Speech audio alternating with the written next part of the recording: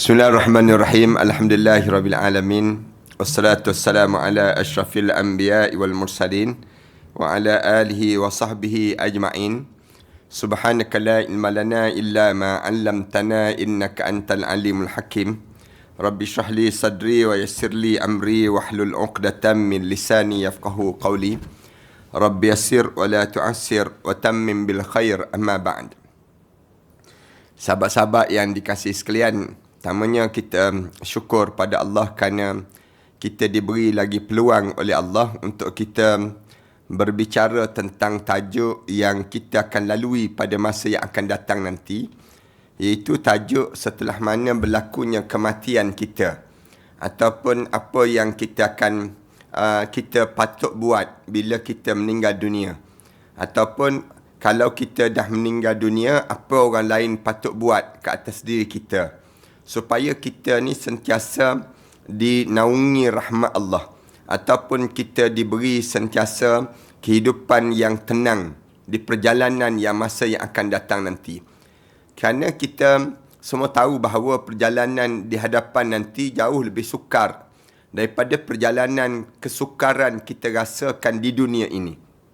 Bagi mereka yang tak buat persiapan dan bagi mereka yang tak bersedia untuk menghadapi suasana yang akan datang.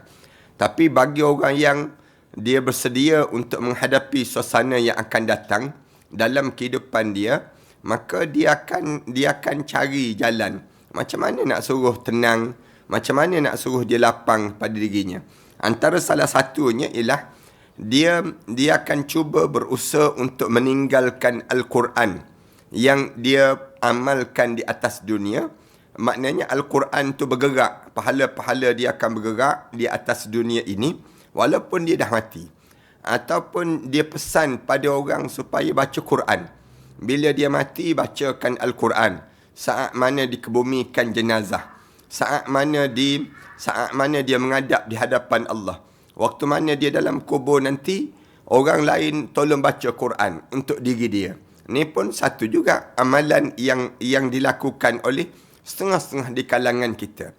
Daripada situlah timbul persoalan, apa hukum kita menyuruh ataupun kita mengajak ataupun kita suruh orang ataupun kita pesan pada orang supaya orang tersebut dia baca Al-Quran di atas kubur kita.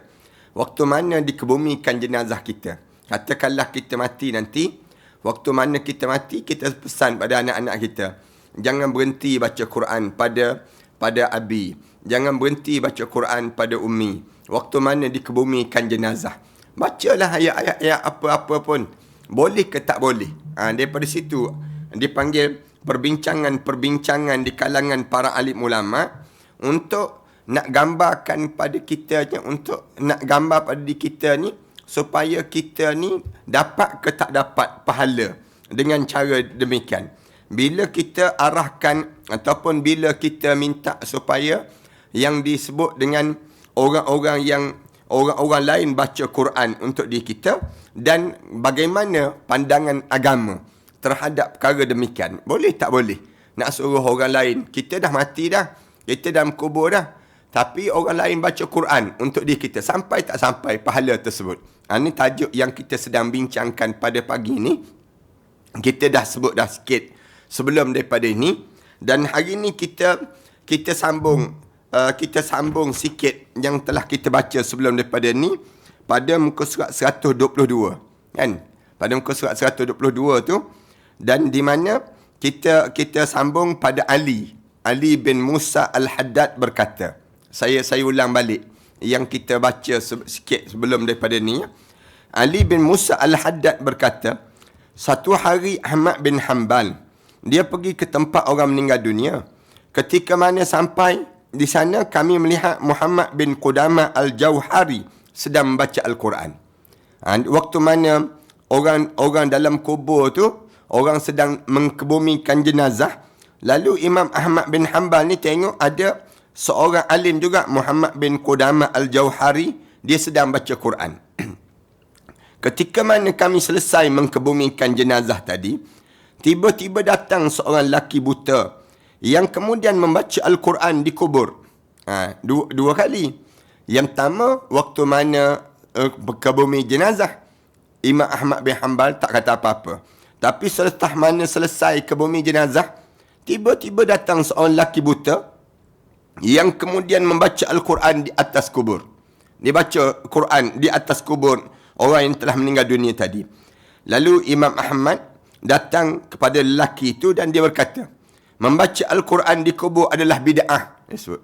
Imam Ahmad bin Hanbal sendiri sebut. Dia kata, baca Quran di atas kubur ni bid'ah. Benda yang tak dibuat oleh Rasulullah sallallahu alaihi wasallam.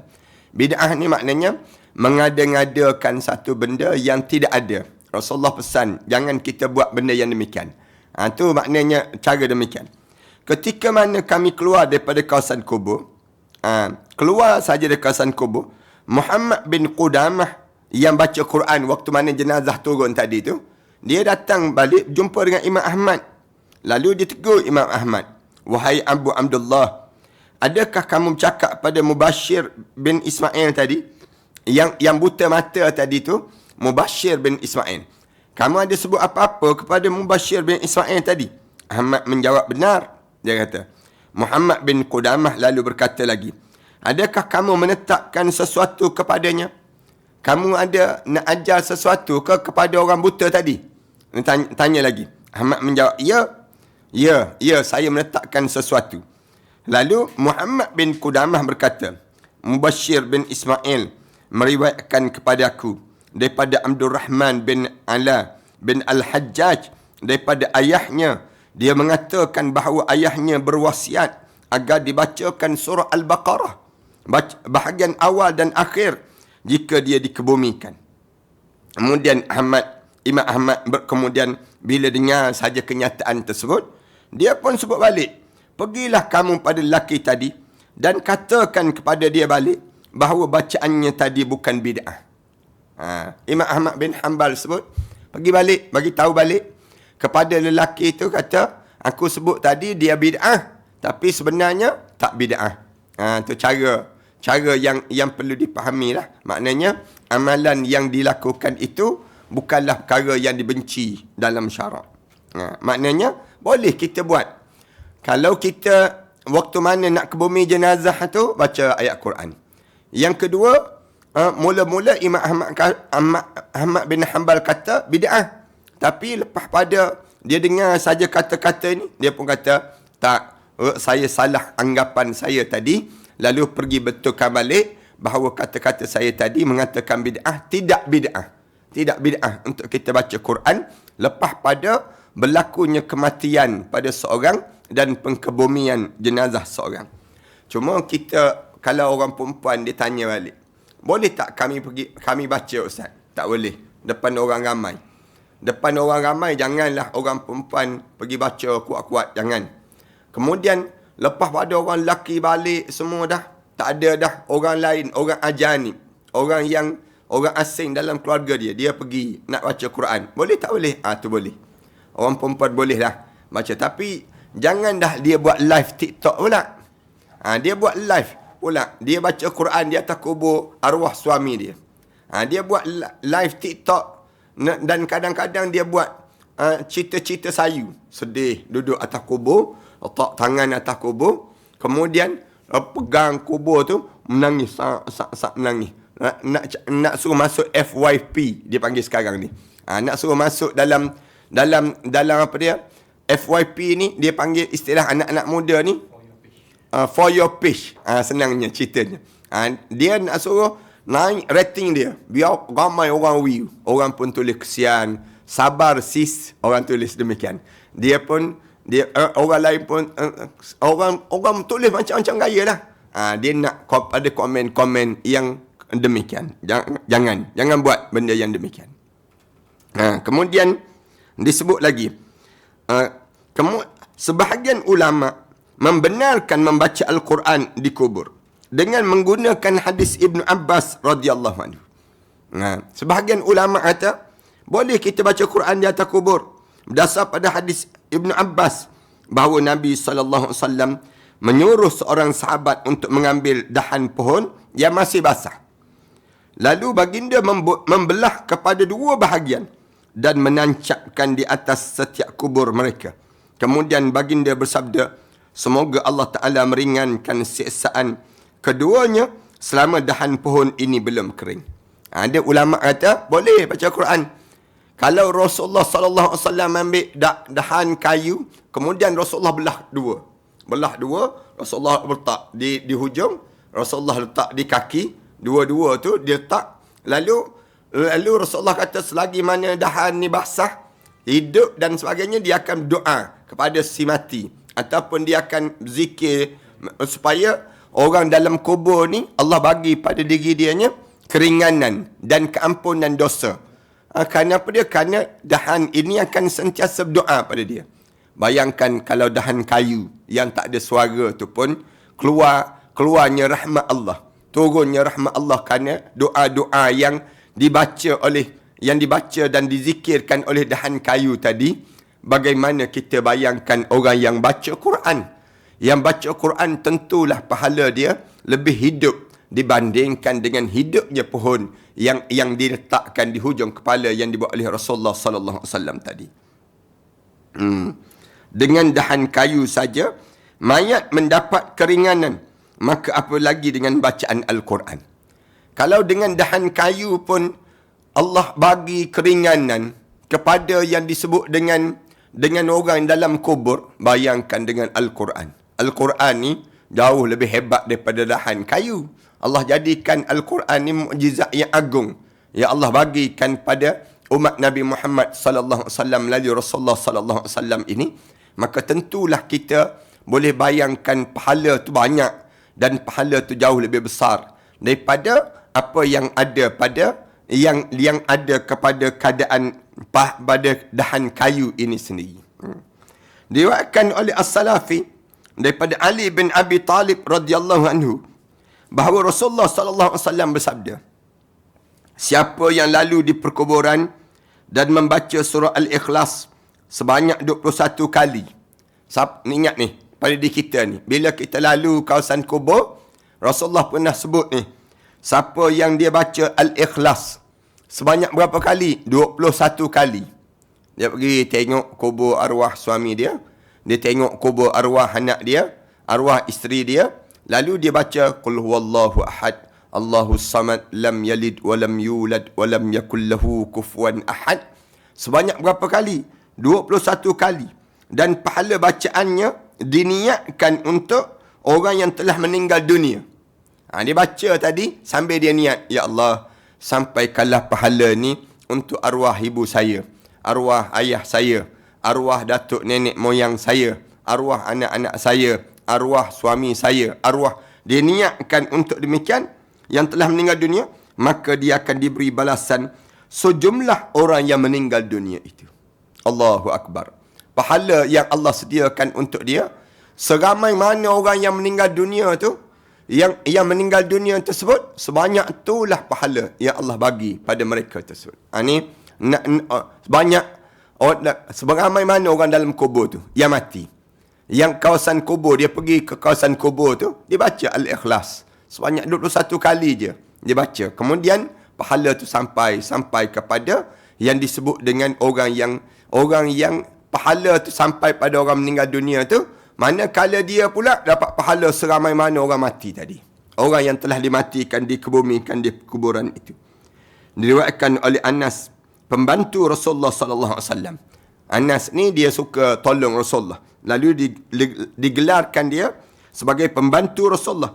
Dia mengatakan bahawa Rasulullah sallallahu alaihi wasallam bersabda, pernah Rasulullah sebut, idza qara'al mu'min ayatul kursi, ketika mana seorang mukmin membaca ayat kursi, kemudian waja'ala thawabaha li ahlil qubur, dan diniatkan bacaan itu kepada orang yang meninggal dunia dalam kubur, adkhalallahu ta'ala fi kulli qabrin mu'min min masyriq ila maghrib 40 nuran, dimasukkan ke dalam cahaya, Allah memberikan 40 cahaya pada setiap kubur orang mukmin yang ada di timur dan juga dari barat.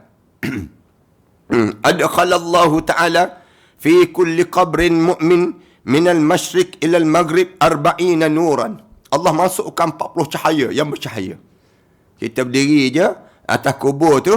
Kemudian kita tak baca sebuah Al-Quran pun. Kita baca ayat kursi je. Allahu la ilaha illa huwal hayyul qayyum.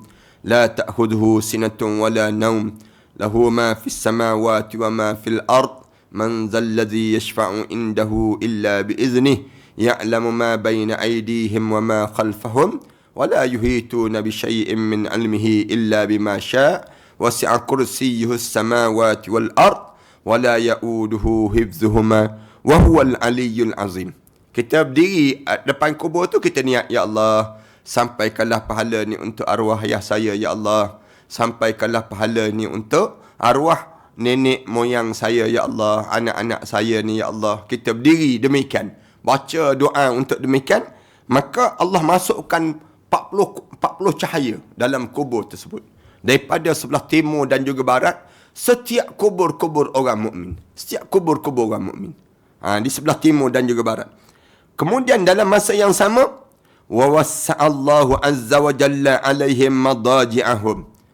Kemudian yang kedua, Allah lapangkan kubur-kubur orang mukmin. Kubur. Dilapangkan kubur-kubur mereka setiap di kalangan mereka sebut. Yang sempit tadi semakin diluaskan. Kerana orang soleh datang. Orang soleh datang, dia baca ayat Quran. Di atas kubur itu. Kemudian selepas itu, wa'atallahu lil qari'i thawabas sittina nabiyan. Dan Allah memberikan pahala kepada orang yang baca ayat kursi di atas kubur tadi, pahala 60 orang Nabi. 60 orang Nabi. Yang Allah bagi pada mereka sebut. Nak sebutnya, ni cerita daripada siapa dia ni? Daripada Anas bin Malik radhiyallahu anhu. Yang cerita Rasulullah sebut demikian. Kemudian, wa rafa'alahu bi kulli mayyitin darajah.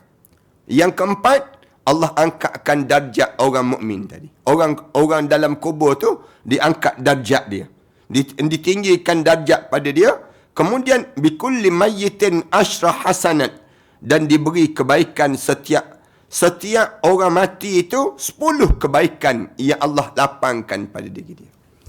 Allahu Akbar. Baca apa? Baca ayat kursi je. Baca ayat kursi je. Walaupun baca bunyinya ayat kursi je. Tetapi dalam masa yang sama Allah bagi kelebihan. Tu kita pesan pada keluarga kita lah. Selain yang tadi kita baca Al-Ikhlas. Kita pergi ke kubur, kita baca yang pertama tadi surah Al-Baqarah. Kalau dapat. Kalau orang tanya, nak baca apa Ustaz atas kubur? Yang pertama baca surah Al-Baqarah. Yang tadi dah di awal. Yang kedua baca yang disebut dengan surah Al-Ikhlas sebanyak 21 kali. Yang ketiga, di atas kubur nak baca apa dia? Baca berdasar pada dalil-dalil yang ada ni. Yang diceritakan ini, baca ayat kursi. Berapa kali? Sekali pun tak apa dah. Sekali pun tak apa dah. Nak gambarkan pada kita kelebihan membaca ayat-ayat Quran di atas kubur bila berlakunya kematian. Al-Hasan berkata, apabila seorang tiba di kubur, kemudian dia berkata, ya Allah, ia menguasai jasad yang buruk dan tulang yang reput ini.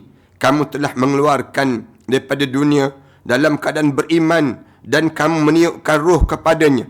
Aku hanya dapat memberi salam kepadanya. Maka dia diberi kebaikan sejumlah orang yang meninggal dunia. Dia pergi ke kubur, dia bagi salam je. Assalamualaikum ya ahlul kubur. Ni amalan lagi. Amalan yang kita bila kita pergi ke kubur, kita buat. Tak boleh nak baca Al-Baqarah panjang sangat. Nak baca Al-Ikhlas lama sangat, 21 kali. Kemudian nak baca ayat kursi berbelit pula. Tak jumpa. Wala ya'uduhu hibzuhuma. Tak jumpa. Misal contohnya, dia baca Allah. Tak boleh dah. Allah. Jadi, nak buat macam mana? Yang pilihan yang keempat, dia bagi salam je. Assalamualaikum. Assalamualaikum ya ahlul kubur. Dia sebut demikian. Bila dia bagi salam saja, di saat itu, maka Allah jadikan kepada yang meninggal, yang dia ni yang bagi salam tadi, kebaikan sejumlah orang yang meninggal dunia di kubur tersebut. Pahala-pahala dapat untuk diri. Ibnu Abbas radhiyallahu anhu berkata, Rasulullah sallallahu alaihi wasallam bersabda, Rasulullah sebut, sebaik-baik manusia Dan sebaik-baik orang yang berjalan di bumi ini adalah para guru. Orang-orang alim, orang saleh. Jika seorang mahu berhutang kepada dia, dia akan memberi pinjam pada orang itu hutang dengan ikhlas tanpa meminta bunga. Ni ada orang yang jenis demikian. Orang datang jumpa dengan kita. Sebut, Abang Jai, nak pinjam sekejap duit. Banyak mana? 100,000. Misal contohnya. 100,000, dia pun tak apa, Ustaz. Esok saya transfer terus. Misal contohnya. Dia sebut. Tanpa dia minta bunga. Ustaz nak bagi berapa persen pada saya, misal contohnya. Tak ada. Kita kata tak ada persen, tak ada apa. Ustaz nak pinjam 100,000, bagi 100,000 juga. Kemudian bagi 100,000 juga. Apabila orang saleh ini, orang yang berilmu pengetahuan, dia menyuruh seorang budak kecil membaca bismillah, maka Allah akan memelihara orang tersebut. Kadang-kadang kan orang alim ni, dia tengok orang makan dengan tangan kiri, dia betulkan. Jangan makan dengan tangan kiri, makan dengan tangan kanan. Dia sebut demikian. Allah bagi kebaikan untuk dia. Allah akan pelihara orang tersebut. Ni sebaik-baik manusia. Bila dia orang nak pinjam duit dengan dia, dia bagi. Kemudian bila ada di kalangan manusia tersebut yang budak kecil dalam keadaan yang minta, yang disebut dengan nak minta, yang namakan dengan apa dia? Tengok tak baca bismillah, dia ajar baca bismillah. Budak kecil itu serta ibu bapanya kemudian Allah akan melihara orang tersebut. Budak kecil itu serta ibu bapanya daripada seksa api neraka. Nak sebutnya kita lah. Biar kita ni jadi orang yang alim. Semua di kalangan kita ni jangan belajar saja, tapi kita tak jadi naik darjat kita untuk menjadi orang alim. Biar jadi orang alim. Tak kira lah. Di Malaysia ke, di Brunei ke, di Singapura ke, di mana saja pun kita, pastikan kita ni belajar sampai jadi orang yang saleh. Tu cara demikian dalam kehidupan kita. Asas perbahasan bab ini mengenai pahala sedekah yang sampai kepada orang yang meninggal dunia. Ceritanya terhadap tajuk tadi ialah di mana pahala sedekah itu sampai berterusan, berpanjangan. Walaupun orang tu dah meninggal dunia, pahala sedekah kita buat di atas dunia ini, maka dapat sampai pada ibu kita, arwah ayah kita, arwah-arwah yang telah meninggal dunia. Sebahagian ulama' berpendapat bahawa pahala sedekah sampai kepada orang yang meninggal dunia. Begitu juga dengan pahala membaca Al-Quran, doa serta istighfar. Kalau sedekah pun sampai pada orang meninggal dunia, katakanlah kita kan pergi ke masjid, kemudian kita tengok tabur masjid, kita pun masuk duit dalam tabur masjid. Sengaja kita sedekah kerana Allah Ta'ala. Kita sebut demikian. Ataupun kita niat, saya sedekah ni untuk arwah ayah saya. Sampai tak sampai pada arwah ayah kita? Sampai. Pahala kita. Ni sekarang ni musim orang perlu bantuan. Banjir kan. Bantuan banjir ni, kita pun ambil bahagian-bahagian kita ni, kumpul bahagian yang kita nak bagi pada orang lain musnah. Allah jadikan hancur lebur, tak ada apa. Macam saya pergi tengok di kawasan Bentong, kawasan Seksyen 25, Shah Alam, Bukit Lancung di Shah Alam ni, tak pernah terfikir. Bukit Naga. Bayang, Bukit Naga pun tenggelam. Naga pun tak ada, hilang. Naga pun tak ada. Nak sebutnya, Bukit Naga di Shah Alam tu, masjid dia pun tenggelam. Masjid pun ditenggelami air. Nak gambarkan demikian. Ni benda apa yang berlaku ni? Allah Subhanahu Wa Taala nak tengok orang yang tak tenggelam tu bantu ke tak bantu? Tolong ke tak tolong? Kita buat apa dia? Takkan rumah-rumah ni, barang dalam rumah tu buang je lah. Tak ada apa lagi. Allah nak ajar apa dia? Allah nak ajar pada kita bahawa inilah amalan begitu juga. Amalan-amalan kita ni, buatnya suatu hari kita menghadap depan Allah, habis amalan kita tak diterima di sisi Allah. Kita akan melilau dalam kubur. Ni demikian juga dengan banjir ni. Kenapa Allah buat banjirnya macam ni? Kereta tunggang langgang, kereta yang mewah-mewah tu, tak ada dah mewah dia. Bila masuk dalam air, terendam dalam air tu, tak ada benda dah manfaat. Dia kena menghabiskan duit banyak mana lagi untuk dia nak baiki balik kereta-kereta dia. ada yang total loss. Tak ada apa-apa. Kalau pergi Hulu Langat tu, tengok kawasan Hulu Langat tu, sian lah. Macam kena landa tsunami. Lebih teruk daripada tsunami. Ada orang yang tinggal tangga je kan rumah dia tu. Tinggal tangga je rumah dia. Rumah dia ni, rumah peninggalan pusaka dia tu, habis hancur. Tak ada apa-apa lagi dah. Allah jadikan demikian. Kenapa Allah buat demikian? Nak suruh orang yang masih lagi Allah selamatkan ni, kamu tolong ke tak tolong? Orang yang dalam keadaan kesukaran ini. Biar kita tergeraklah, ada sikit bantuan kita. Anda sendiri gerakkan bantuan ini, kita kumpulkan barang-barang, kita kumpulkan duit-duit yang boleh. Dan hari ni pun tim kita masih lagi bergerak di Bentong. Pergi ke Bentong, pergi ke Lancang, mentakak. Kita nak tengok keadaan suasana yang di sana. Kami masak nasi. Masak, bagi-bagi kepada mereka. Di Shah Alam ni pun kita buat. Di sana pun kita buat juga.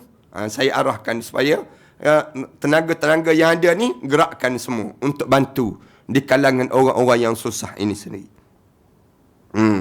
Asas perbahasan bab ini mengenai pahala sedekah yang sampai pada orang yang meninggal dunia. Sebahagian ulama berpendapat bahawa pahala sedekah sampai pada orang yang meninggal dunia. Begitu juga dengan pahala membaca Al-Quran. Kalau sedekah pun sampai, baca Quran lagi sampai. Baca Quran lagi sampai. Doa serta istighfar kita. Baca, minta ampun kepada mereka. Sedekah bukan hanya berbentuk harta. Bukan berbentuk harta je sedekah kita ni. Membaca Al-Quran juga, berdoa juga sedekah, serta beristighfar juga termasuk di kalangan sedekah yang boleh kita lakukan. Kadang-kadang kan kita nak tolong orang, tak boleh. Kita angkat tangan, ya Allah, bantulah dia, ya Allah, dalam keadaan kesusahan. Ni pun bantuan dipanggil. Ni pun bantuan. Kita tolong, baca doa, ya Allah, aku ni tengok orang tu susah, ya Allah.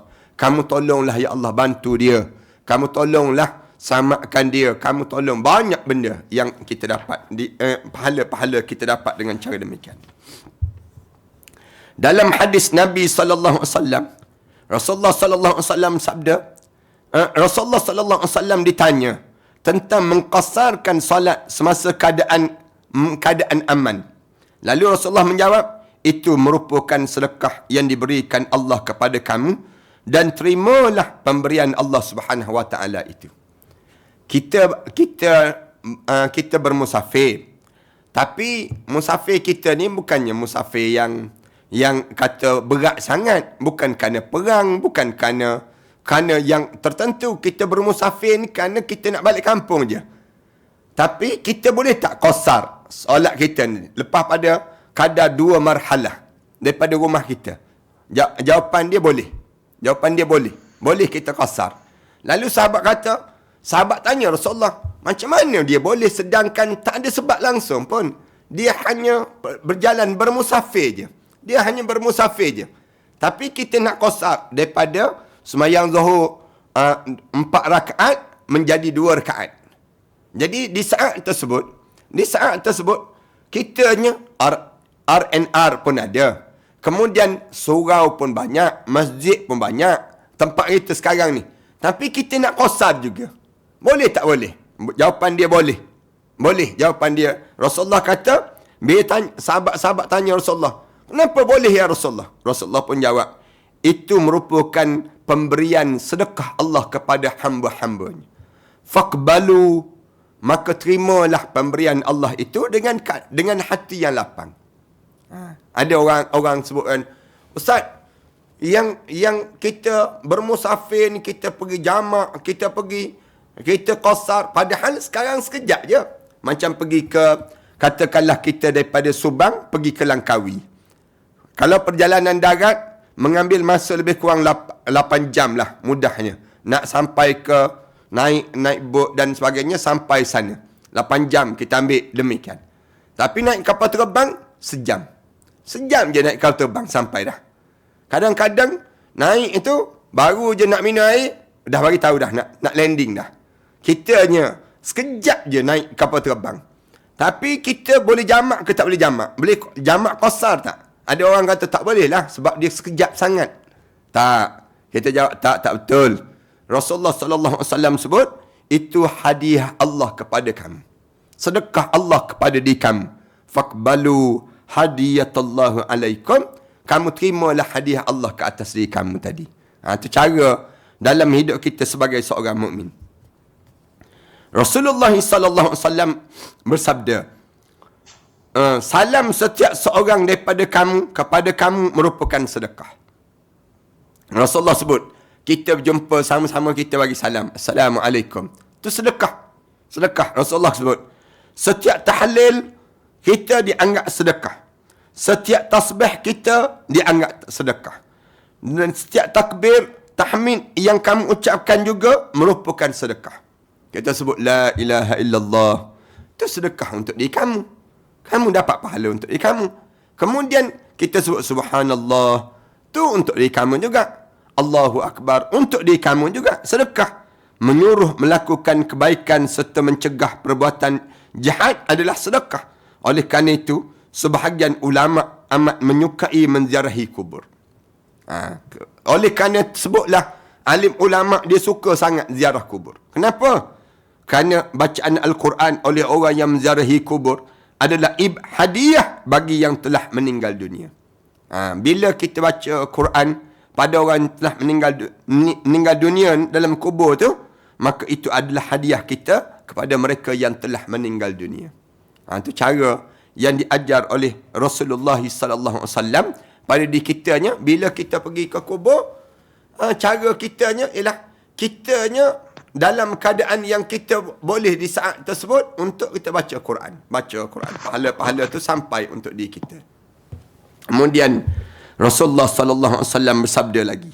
Bersabda lagi ni kita sambung akan datang nantilah. Mudah-mudahan demikian. Kita berhenti setakat ni lah. A'udzubillahi minasyaitanir rajim. Bismillahirrahmanirrahim. Alhamdulillahirabbil alamin wassalatu wassalamu ala rasul amin wa ala alihi wa sahbihi ajma'in. ربنا افتح بيننا وبين قومنا بالحق وأنت خير الفاتحين. ربنا ظلمنا أنفسنا وإن لم تغفر لنا وترحمنا لنكون من الخاسرين. ربنا آتنا في الدنيا حسنة وفي الآخرة حسنة وقنا عذاب النار. صلى الله على محمد وعلى آله وصحبه وسلم. الحمد لله رب العالمين.